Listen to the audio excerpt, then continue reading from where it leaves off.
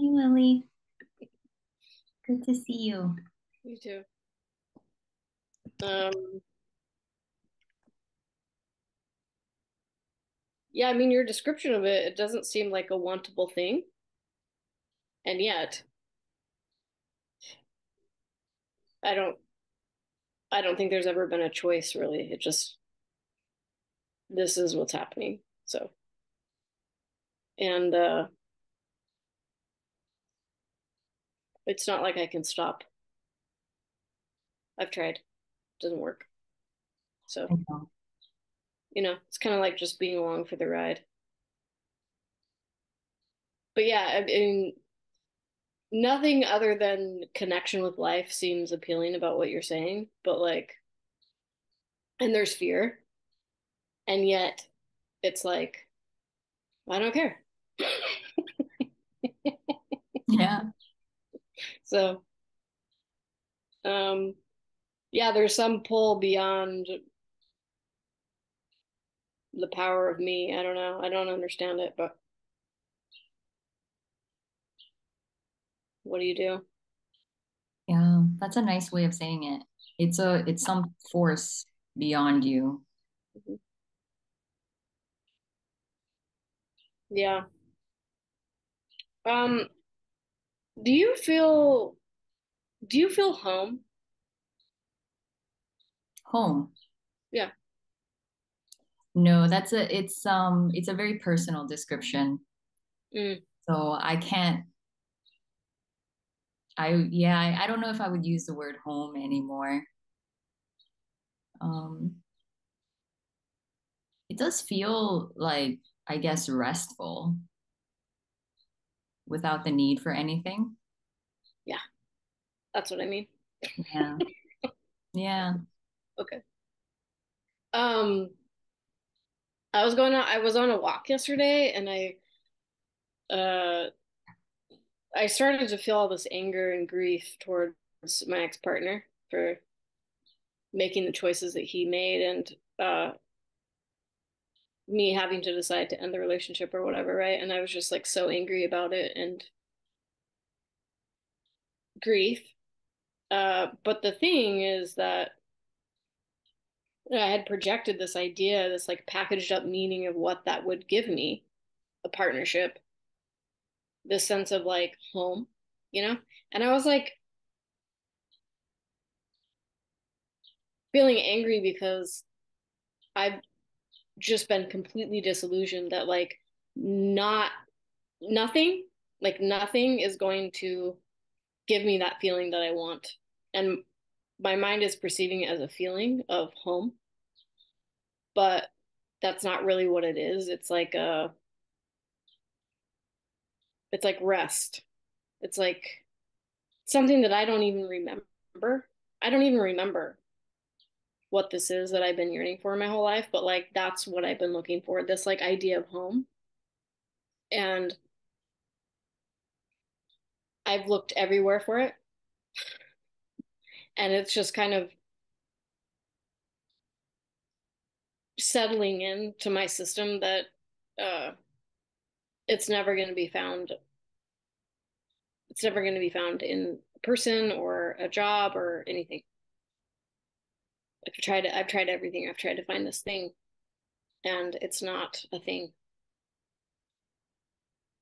It's like what I am, essentially, I guess. And I don't even know what that is, so I don't even know what I'm looking for. And there's a lot of grief with that. Yeah. That's beautiful. It's a really profound thing to deeply feel. It's you can't. Yeah, it's hopeless. Yeah. Yeah. Yeah. And it was really sad. And I feel really sad. I feel really sad about it. Yeah. It's the biggest possible heartbreak you can have from life to really realize that nothing here will satisfy. And in the total grief of that, there can be a lot of relief that the search is over. Yeah, paradoxically so. Like internally there's like all these things happening. Like I kind of feel like I'm throwing a fit, you know? Like my mind is like throwing a fit about it. It's angry and it's trying to find some ground to stand on and like kind of even like energetically searching for something else, but there's like nothing, so it just keeps coming back and uh but also like feeling like, oh, nothing. Nothing. Okay. And just the relief of that of like, okay, now I can stop looking because it's not going to be in the partner. It's not going to be in the job. It's not going to be in security. It's like not going to be in drugs or sex or art. It's not going to be in anything. So it's like really sad and angering and a relief. Totally. It's really weird. I know. I had this psychedelic experience a couple years ago, and part of that was like this experience of absurdity. I called it the place of absurdity, and it was just absurd. And it was like I was sitting there with like all this like searching energy, but it couldn't do anything or go anywhere. And like I'm seeing all these like wax people moving around, pretending that they know what's happening, and nobody knows what's happening or why we're here, what we are, like what this thing is that we're doing. And even though it was very distorted visually and kind of scary, it's very similar to that. Like the interpretation was just like nobody knows what's happening. We're all just like pretending that we know what's happening, and we don't know what we're doing or why we're doing it. And you can't ask anybody else because they don't know either. They just pretend. And Yeah, yeah. it's absurd. It's absurd. Yeah. And yet, uh, it seems so compelling to engage in. Mm-hmm. Oh, yeah.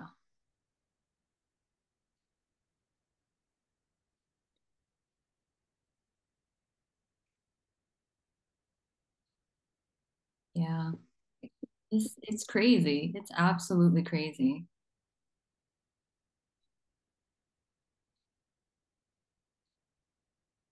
And you can see how it's like when you go through this, you're like,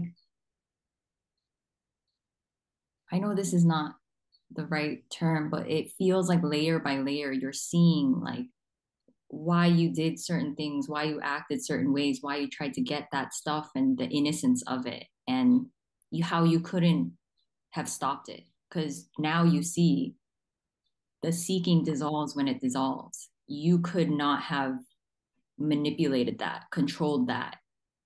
Um, you had no say the whole time, but it really felt like you were in charge of your life and you could live a certain way. And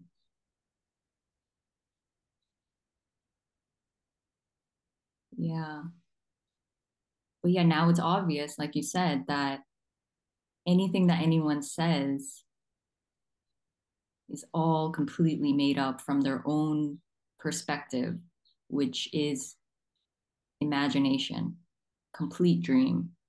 And so, in a way, it's really empowering, not on a personal level, but it's freeing. You don't have the chains of believing that someone else will tell you how to be and what to believe. And now all there is you, in a way. Yeah, which is kind of scary. Yeah. I really wanted someone else to give me the answer. That's the truth. I really just wanted comfort in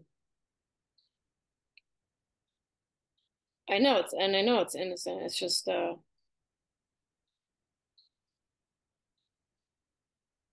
don't know. It's very disorienting. Totally. Yeah, it's understandable that our whole lives we were looking to someone else and to um, that's an energetic pattern too, to go elsewhere. And yeah, that it's just seen over and over like no one else has the answer. And there's no comfort from that or for that like understanding. There's the body just wants comfort. I just want comfort from that, but that's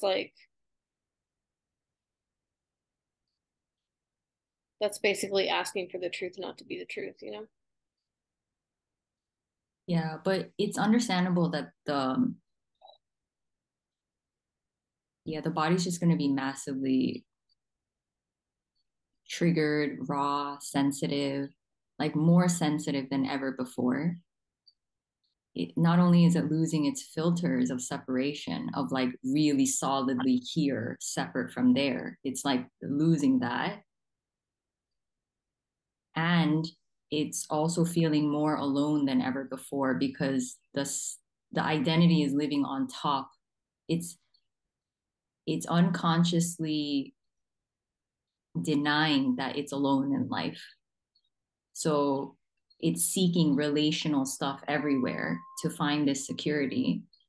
But beneath it, it is this absolute aloneness that um, it can have personal flavors, but really just separation itself is pure aloneness. And unfortunately, there is a going into that. And there is also the possibility of going beyond that, where you no longer feel alone because, yeah, you're not separate from anything.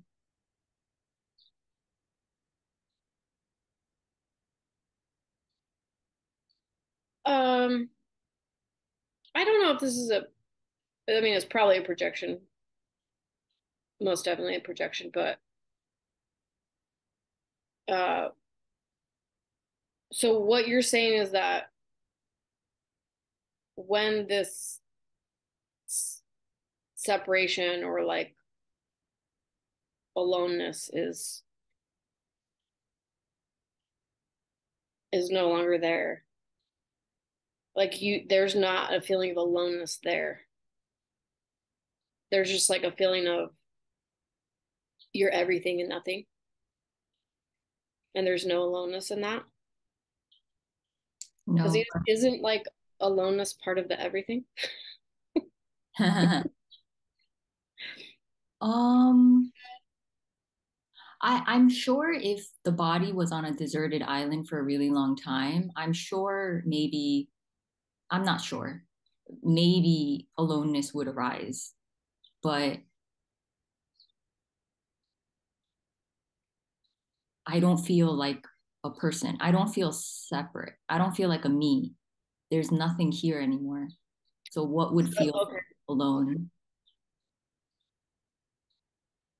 Because I was like reflecting this one day on like I mean I don't know what we are. It doesn't really matter the term, but like if like God, like if there's only this thing, this one thing, and there's not actually really separateness, and there's nothing for this one thing to reference because it's the only thing.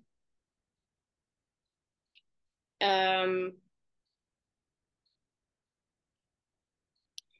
then wouldn't it know it's the only thing, and wouldn't it feel lonely? And I was just kind of like sitting with that, and I felt really sad. And I don't know if that was just a way for me to feel my own like loneliness and reflect on like how that must be because I don't know. I still have a sense of me, so I don't actually know it, but just like to be the only thing in existence, it's not lonely. Mm. Yeah,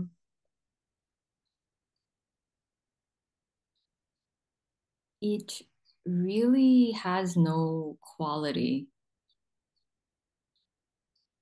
So it can't feel alone in a way. Like it's not a thing. Um, it can't refer to anything. It can't reflect onto itself. It just is. You know what I'm saying?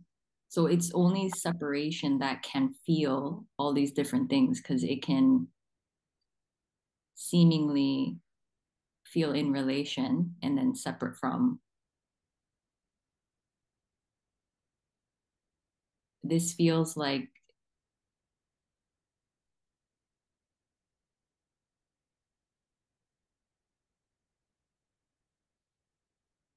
there's no need for safety or attachment in any way.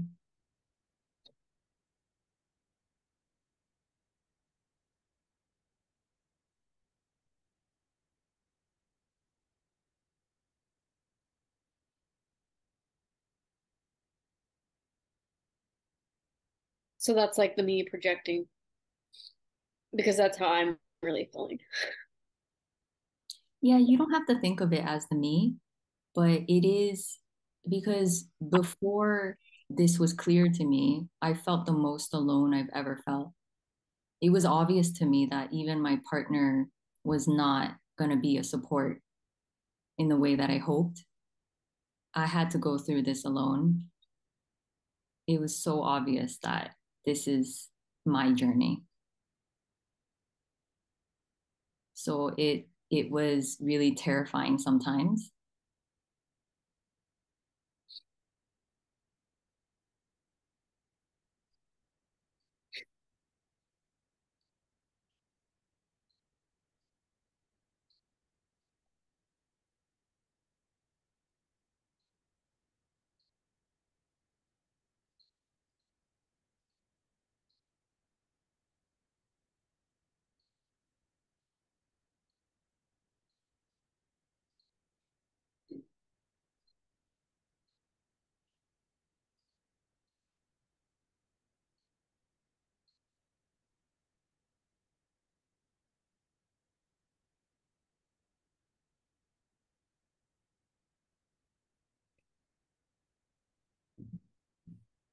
Yeah, take your time.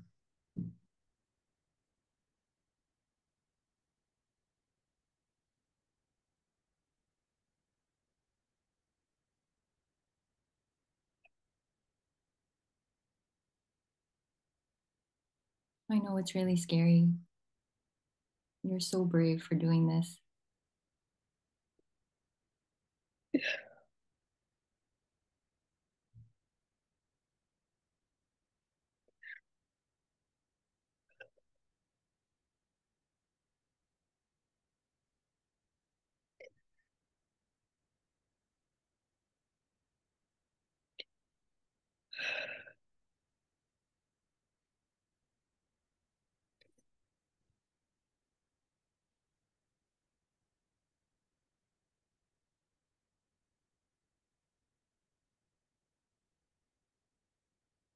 This is totally possible.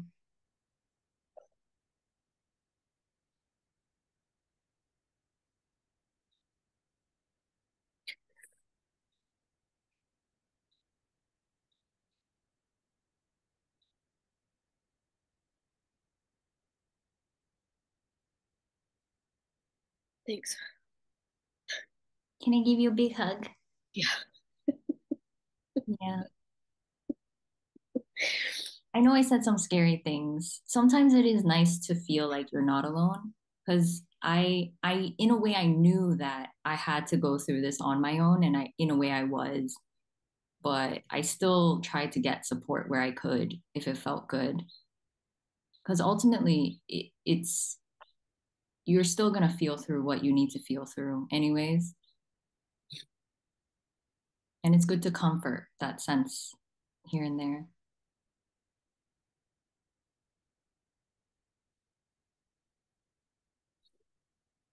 That was helpful. Thank you. You're very strong, Lily. I can tell. Oh, Yeah. Thanks so much.